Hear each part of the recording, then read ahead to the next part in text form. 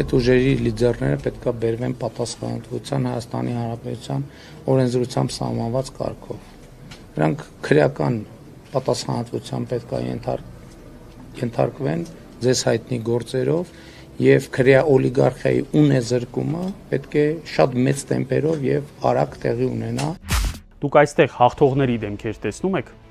Առհասարակ հարկ է տարբերել երկու բան. քվեարկության օրը եւ այն ամենը, ինչ նախորդել է դրան։ Քվեարկության օրը լայնամասշտաբ ընտրակեղծիքներ են եղել։ Որոշ ընտրատեղամասեր առհասարակ չէին համապատասխանում ընտրական օրենսգրքի պահանջներին։ Այնպիսի կուտակումներ էին առաջանում, որ ընտրական հանձնաժողովներն անգամ իզորու չէին կազմակերպելու նորմալ քվեարկության գործընթաց։ Որոշ տեղամասերում ՔՊ-ի վստահված անձինք գտնվում էին քվեախցիկի անմիջապես հարևանությամբ 1-2 քայլ հեռավորության վրա։ Սրանք բոլորը բացահայտ ընտրախախտումներ են եւ դրանց հեղինակներն ու կատարողները պետք է պատժվեն եւ պատասխանատվության ենթարկվեն։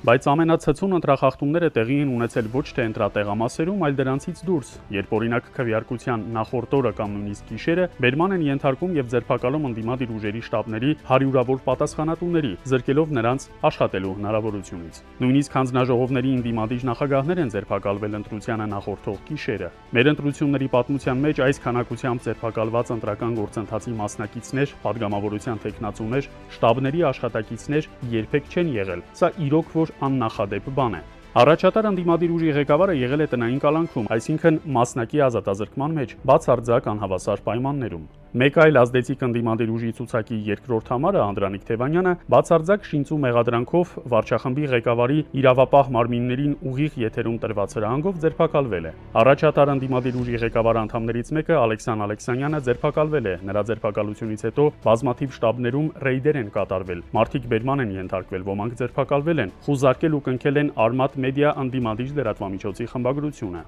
Իրավապահ կոչեցյալներն ասում են, թե իբր օրենքն են պահում, բայց սա ուղղակի ծաղր է, ինչ օրենք։ Հարյուրավոր մարդկանց են ձերբակալել քաղաքական որոշմամբ, որոնք ընդամենը վարչախմբի ընդդիմախոսներն են, ստեղծել են բացարձակ անհավասար պայմաններ։ Քվեարկության օրը մոլեգնում էր հակակոռուպցիոն կոչված կոմիտեն, տարածում էր տեսանյութեր ենթադրյալ ընտրակաշառքների մասին, ինչն իհարկե ընդդիմադիրներին վարկաբեկելու փորձ էր։ Հանրային հեռուստատեսությունը, որը հարկատուներից միջոցներով պետք է սպասարկեր ամբողջ հանրությանը, այս ամբողջ ընթացքում բացահայտորեն սպասարկել է միայն գործող վարչախմբին։ Հեռուստաբանավեճերում Պետրոս Ղազարյանը անցքող հանդես էր գալիս իշխող ուժի կողմից, թեև պետք է հավասար պայմաններ ապահովեր։ Ռեպորտաժներում անընդհատ գովերգում էին վարչախմբի պարագլխին, մնացածների մասին կամ ոչինչ կամ վատը, այսինքն ինֆորմացիոն տերոր էր տեղի ունենում։ Նիկոլ Փաշինյանը այն էլ մեծ միջամտության միջոցով, ահաբեկման միջոցով, խաբելու, ընտրակաշառքի եւ այլնի միջոցով չկարողացավ ապահովել ընտրողների մեծամասնությունը իր օգտին։ Պարզապես քանի որ մենք ունենք այնպիսի կարգավորումներ սահմանադրական, որը հնարավորություն է տալիս ֆորմալ առումով 49% հավաքածին պարլամենտում բաշխել 60-61 մանդատ, սա իհարկե շատ լուրջ խնդրեմ է, իհարկե նաև սա է խնդիրը,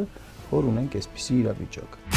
Ունենք աննախադեպ վիճակ, երբ 17000 քվեաթերթիկ անվավեր է ճանաչված։ Համեմատության համար նախորդի երկու ընտրություններում 4600-ից 4700 անվավեր էր, հիմա 17000, թիվը 4 անգամ մեծացել է։ Այսինքն քվեաթերթիկների 1.2%-ը անվավեր է ճանաչվել, երբ նախկինում այդ ցուցանիշը 0.3 էր։ Մեր աչքերի առաջ տարբեր տեղերում եղել է զինվորականների ուղղորդված քվեարկություն, եւ տեղեկություններ կան, որ զինվորականներին զորամասերում նախապես հրահանգավորել են, թե ինչպես է պետք քվեարկել։ Ակնհայտ է, որ ԿՊ-ն արձանագրված ձայները չի հավաքել, այդ 49%-ն էլ չի ստացել։ Այդ ձայնահավաքությունը տեղի է ունեցել բացարձակ բռնության, ճնշումների, սարսափի, ուղղորդման պայմաններում, երբ նախկին լցոնման փոխարեն ասում են կլուսանկարես այն քվեաթերթիկը, որը դնում ես ծրարի մեջ, նոր այդ քվեարկությունը կկատարես, կբերես, մեծ լուսանկարը կներկայացնես։ Սա ահաբեկման մեթոդ է։ Իդեպ ծրարների մի մասը կիսաթափանցիկ էր եւ դրա միջից ինչ որ իմաստով, եթե լույսի տակ ես պահում, քվեաթերթիկը երևում է։ Կամ արդեն հաշվարկի ժամանակ ոչ թե լցոնում են, այլ փչացնում, մի թեթև պատռում, արհեստականորեն վնասում ընդդիմադիր ուժի քվեաթերթիկը, այդպիսով այն անվավեր դարձնելով։ Խոսում էին այն մասին, որ իրենք սահմանադրական մեծամասնություն են ստանալու եւ ես կարծում եմ, որ իրենց շփոթմունքը, տագնապը, որը երևաց քվեարկության գիշերը ժամը 2-ին հենց պայմանավորված էր նրանով, որ իրենք ակնհայտորեն տեսան, որ իրենք շատ հեռու են նման մեծամասնություն ունենալուց մեղմ ասած շատ հեռու են։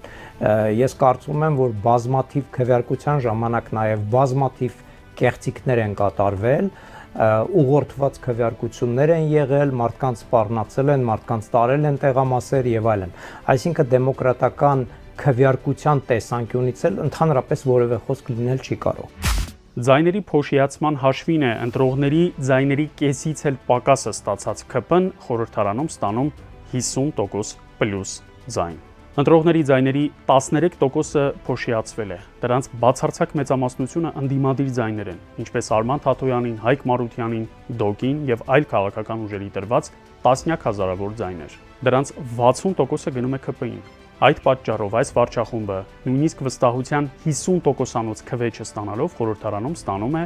մանդատների կեսից ավելին։ Սա իհարկե մեր ընտրական օրենսգրքի եւ սահմանադրության էական բացթողումներից է։